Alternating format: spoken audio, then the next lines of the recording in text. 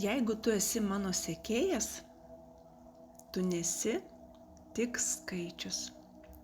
Visų pirma, tu esi žmogus, kuris šiuo metu yra po mano energetinė globa. Tai reiškia daug daugiau, nei galėtum pagalvoti.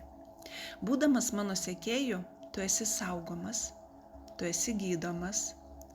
Tavyje teka ne tik mano, bet ir Dievo skirta dalelė šviesos.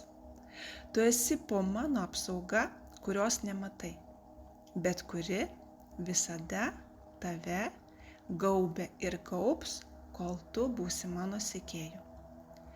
Kai tu liūdėsi, energija tave ramins. Kai tu galbūt sirgsi, ji tave dalele šviesos gydys. Kai jausies vienas, ji bus šalia tavęs. Tu galbūt nepastebėsi, bet tavo vidus jau pradės ir ims keistis viskas. Tavo siela gaus tai, ko galbūt senai ilgisi. Aš noriu padėkoti, kad esi čia, kad pasitiki manimi, kad pasitiki mano kanalu, gydančiuoju energetiniu kanalu. Ir žinok, kad mano kanalas skirtas tikrai ne visiems, tik tiems, kurie jaučia, kad atėjo laikas gydytis, ir tik tiems, kuriems šį kanalą siunčiama ar atsiunčia jau iš aukščiau. Energetinė globa tai nėra magija.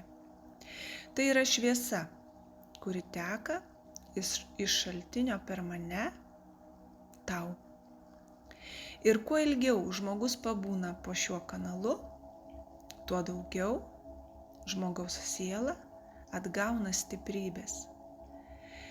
Jo kūnas ima gyti, o gyvenimas, kad ir po truputį, bet šviesėti.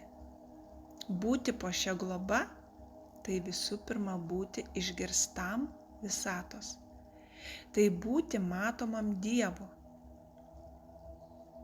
Ačiū, kad esi ir visada atmink. Tu jau gauni tai, ko kiti dar tik ieško.